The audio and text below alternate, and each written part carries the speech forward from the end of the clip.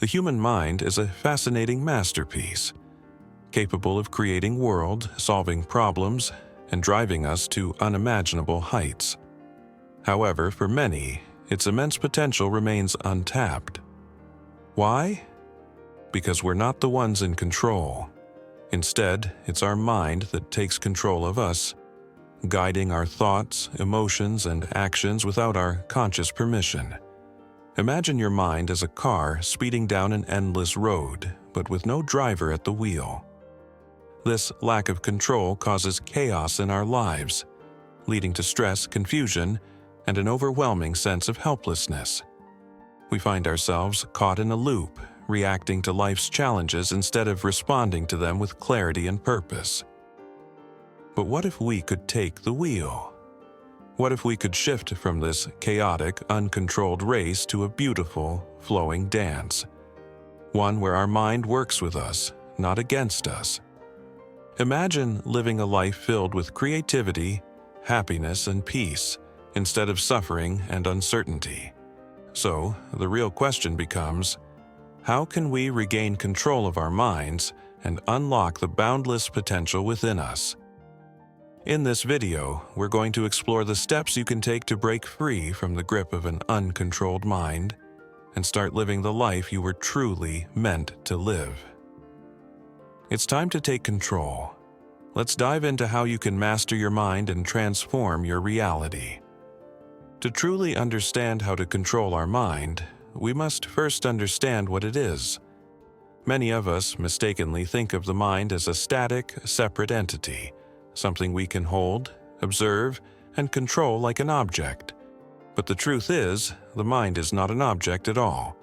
It is a process, a continuous flow of thoughts. The very nature of the mind lies in this constant stream. When the thoughts stop, so does the mind. These thoughts are not permanent or fixed. They are fleeting, in constant motion. And it is this movement, the ebb and flow of thoughts, that creates the mind as we know it. Imagine a river. It's never the same from one moment to the next. Water flows, sometimes calm, sometimes rushing with intensity, but always in motion. Our mind operates in much the same way. The thoughts that arise, recede, and rise again are like water in that river. The mind only exists because these thoughts are constantly moving, continually shaping the mental landscape we experience. One of the most notable characteristics of the mind is its tendency to roam freely, often without any conscious direction. In most of our waking moments, the mind is not engaged in the present. It's either dwelling in the past or anticipating the future. We replay past experiences, good or bad, often reliving offenses, regrets, or missed opportunities. At other times, we imagine what will happen next, our hopes, our fears, and our future plans. In either case, we rarely exist fully in the present. The mind becomes an automatic wanderer, perpetually pulling us out of the moment and into a continuous loop of mental distractions. Even when the mind does engage with the present, it is often busy evaluating everything around us. This is another essential feature of the mind, its constant need to judge. Every experience, person, and situation is analyzed, categorized, and labeled as either good or bad, right or wrong. This habit of categorization can have profound effects on our perception of the world. When we encounter something new, our mind tries to fit it into one of these predefined boxes. If we categorize an experience as negative, we might filter future experiences through this same lens, reinforcing the negativity and excluding any positive aspects. Over time, our perception becomes increasingly selective, focusing only on the information that aligns with our existing beliefs or judgments, while ignoring anything that might challenge them. This brings us to the third and perhaps most curious characteristic of the mind: its ability to create stories. Our mind doesn't simply respond to what is happening around us. It generates narratives, often with disastrous endings. Take, for example, A simple thought. You can't remember whether you locked the door before leaving the house. Instantly, your mind weaves a story. Perhaps you left the door unlocked, a burglar entered, your valuables are gone, and the police will blame you. These imagined scenarios play out in your mind as vividly as reality, stirring up emotions, fear, and anxiety. This is the power of the mind's storytelling. It not only creates a narrative about external events, but also about ourselves, our identity, our worth, our potential. These stories form the very core of what we think of as our personal histories. They shape how we view ourselves, our past, and even our future. But here's the thing. These stories are not necessarily true. They are often distorted by the mind's habitual patterns of thought, influenced by past experiences, fears, and desires. And yet, they hold immense power over us. We live as though these mental stories are reality, and they shape how we experience the world. Understanding these characteristics of the mind is the first step in taking control of it. By recognizing that our thoughts are not fixed, that they constantly move and create stories, and that they shape our perceptions, we can begin to see the power we have to change how we interact with our minds. But this isn't easy. The mind has spent years developing these patterns, these automatic tendencies. It's like a wild horse that needs to be tamed, a tool that needs to be sharpened and honed.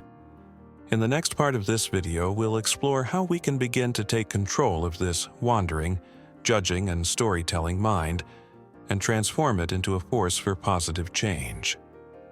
Now that we understand the nature of the mind, it's important to recognize how we tend to engage with it. Most of us have been conditioned to identify with our thoughts, to believe that we are our minds. We get so wrapped up in the mental stories we create about ourselves, our personal histories, desires, and perceived flaws, that we lose sight of who we truly are. And in this identification, we also start to believe that we can change these stories, shape them into something better, something more perfect. But here lies the problem. Most people in their quest for personal development try to play a game they cannot win. We create mental images of the person we want to become. Someone smarter, more disciplined, more successful, and we believe that we can force the mind to align with this image. We think that by controlling the mind, we will finally achieve the life we desire. This is where we go astray. This game we play is foolish because it's built on a misunderstanding of the very nature of the mind. In truth, one part of the mind is constantly fighting against another. The part of the mind that wants change, growth, and improvement battles the part that wants to stay the same, to keep things comfortable and familiar. These conflicting mental forces cannot coexist in harmony, and as a result, we find ourselves stuck in a perpetual struggle. The mental image of who we want to be seems good and worthy, but the part of our mind that is unwilling to change sees it as a threat. And so, the battle rages on. Our thoughts clash with one another, seeking control, trying to outlast and overpower the other. But no matter how hard we try, this internal conflict doesn't bring lasting peace. We might have moments where we think we're making progress. Maybe we've suppressed some negative thoughts or adopted a new habit. But eventually, something triggers us, and the suppressed forces break free. Our achievements crumble, and we fall back into old patterns. The cycle of temporary victories, followed by sudden defeats, continues endlessly. We often fail to recognize the fundamental truth: the mind cannot overcome itself. If we try to control it by force, using willpower alone, we only suppress the very forces we are trying to change. This creates an illusion of progress, a false sense of control. We convince ourselves that we are getting better, that we are improving. But the moment we let go of our guard, the suppressed parts of the mind break free, erasing all of the progress we thought we had made. So, this constant battle, this foolish game, is a never-ending cycle of frustration. We fight against ourselves, all the while believing that we can win. But in reality, the struggle itself is the trap. The more we try to control, the more we push against the flow of the mind, the stronger the resistance becomes. It's like trying to hold back a tidal wave with nothing but our bare hands. The only way to truly overcome the mind is not through force, not through battling our thoughts and desires. The solution lies in understanding the nature of the mind, recognizing that the mind is a process, not an enemy to defeat. In the next section, we'll explore how we can shift our approach to the mind, not as something to control, but as something to understand, embrace, and transform. Only then can we truly break free from the endless cycle of mental conflict and begin to create lasting change in our lives. At this point, we've realized that the road to mastering the mind does not lie in forcefully controlling or suppressing it. As we've explored, trying to control the mind in the traditional sense simply doesn't work. The mind doesn't exist as a singular, independent entity that can be easily subdued. It is a collection of functions, an ongoing stream of thoughts, emotions, and judgments. When one part of the mind tries to suppress another, it doesn't truly control it. It only stifles it temporarily. True control over the mind doesn't come from this battle. It comes from understanding it and stepping beyond it. This may sound strange to many of us, especially because we tend to so strongly identify with our minds. We live through our thoughts and emotions. They shape our self-image, our personal history, and even our reality. Our minds are constantly churning, telling us who we are and who we should be. As long as we are caught in this identification, we are trapped in the relentless cycle of the mind's activity, unable to step outside of it. We are swept up in the crazy dance of thoughts, only to suffer its consequences. However, more and more people are starting to awaken to the fact that we are not simply our minds. We are more than the stories we tell ourselves or the emotions that arise within us. We are the awareness, the consciousness that observes all of this. When we begin to loosen our grip on the personal history that our minds weave, we start to feel the shift. Our attention, once completely absorbed in thoughts, begins to expand. We start to notice the pauses between our thoughts, the gaps where the mind is quiet, and in those moments something powerful happens. These gaps between thoughts are where true freedom lies. In these breaks, the mind is not present. It disappears for a moment, and in that space there is no thought, no emotion, no judgment, only pure awareness. This is the place where the mind no longer holds power over us. What remains is our alert consciousness, observing with clarity and without attachment. When we can rest in this state of alert consciousness, we begin to see the mind for what it truly is, not an enemy, but an instrument. The mind, in its natural state, is not bad or harmful, but it can become chaotic when left unchecked. The mind's function is to think, evaluate, and process information, but it's not meant to dictate our every action or define our identity. The key is learning to observe it without judgment and without becoming entangled in its stories. In this state of observation, we no longer see the mind's operations as threats. We recognize that thoughts are just thoughts, emotions are just emotions. They come and go, but they don't define who we are. The mind may continue to play its games, weave its narratives, and produce its illusions, but we no longer need to believe in them or let them control us. By tolerating the mind's activity, by observing it with acceptance, we can transcend the constant struggle against it. Through this process of detachment and acceptance, we begin to truly understand the mind. We see its mechanisms, the subtle ways it tries to control us, and the deep-seated fears that drive it. This understanding brings freedom, not through suppression or domination, but through conscious awareness and tolerance. The more we step into this space of awareness, the less we are affected by the mind's fluctuations, and the more we connect with our true essence. The mind, when seen in this light, is no longer something to be feared or controlled. It is a tool that, when used wisely, can serve us. But it is up to us to step outside of it, to observe it without attachment, and to find peace in the stillness between thoughts. Only then can we truly embrace the freedom that comes with understanding the nature of the mind.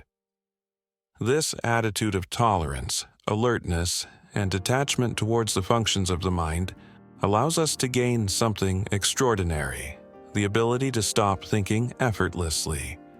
When we stop the constant stream of thoughts, the mind itself pauses. It disappears temporarily, leaving us in a state of stillness. This is not a suppression of thoughts, but a natural shift where thoughts lose their grip on us. The mind, which once seemed so overpowering and uncontrollable, is now quiet, and we no longer feel as though we are at its mercy. Once this stillness is reached, we no longer identify ourselves through the mind. We have found our true center, our true self, this alert, observing consciousness. We realize that we are not our thoughts. Thoughts are simply passing phenomena, transient in nature. Our sense of identity is no longer tied to the ever-changing landscape of mental activity. We have stepped beyond the mind's limitations and found something deeper, the essence of who we truly are. At this point, we acknowledge that thoughts and the mind have not truly disappeared. They are still there, but in a dormant, non-dominant state. We no longer identify with them. They are no longer the driving force of our actions or our understanding of reality. Instead, we become conscious users of the mind. We think only when it is necessary, and when we do not need to think, we simply let the mind rest. The mind is no longer our master. It becomes our servant, a tool we can choose to use or leave aside, depending on the moment. This shift in perspective brings an incredible sense of liberation. No longer bound by the continuous chatter of the mind, we can experience life with a new kind of clarity. We are free from the cycles of judgment, attachment, and distraction. The mind, once a chaotic force, is now a calm and obedient instrument, ready to serve its original purpose. The true purpose of the mind is not to control us, but to connect us to the world around us, to each other, and to our deeper selves. When we use the mind in alignment with our true essence, guided by alert consciousness, it becomes a tool for creation. Thoughts are no longer traps or sources of suffering. They become the means through which we express our creative energy, bringing forth harmony into the world. Our relationship with the mind becomes one of cooperation, not struggle. The mind, when used properly, becomes a beautiful instrument, helping us connect, create, and contribute to the world in profound ways. This realization is liberating. It allows us to live with purpose, guided not by the whims of an uncontrolled mind, but by the steady hand of conscious awareness. The mind, now serving us, becomes a vehicle for higher creativity, clarity, and connection. The struggle ends, and the mind takes its rightful place as a tool for living a life of peace, creativity, and harmony. Conclusion: the key to mastering our minds lies not in controlling or suppressing them, but in stepping outside of them, observing them with awareness, tolerance, and detachment. By doing so, we find a new freedom, where thoughts no longer dictate our lives, but serve us as tools for connection, creativity, and deeper understanding. This shift from identification with the mind to an alert, conscious awareness allows us to experience life in its fullest potential. When we cease to be ruled by our thoughts, when we stop believing the stories our minds tell us, we awaken to the deeper truth of who we are. We realize that we are more than the constant stream of thoughts. We are the quiet observer, the one who is aware of all that passes through the mind. This is the freedom of living in harmony with ourselves and the world around us. If you found this message valuable and you're ready to step into your own potential by mastering your mind, I invite you to take the first step today. Begin by practicing mindfulness, simply observing your thoughts without attachment. Over time, this practice will help you break free from the chaos of the mind, leading to clarity, peace, and personal transformation. Remember, the true power lies not in controlling the mind, but in realizing you are not your thoughts. You are the awareness behind them. If you're ready to start this journey of inner peace and self-mastery, subscribe to this channel and hit the notification bell so you don't miss out on more content that will help you unlock your true potential. Let's walk this path of transformation together. Thank you for watching, and I look forward to seeing you in the next video.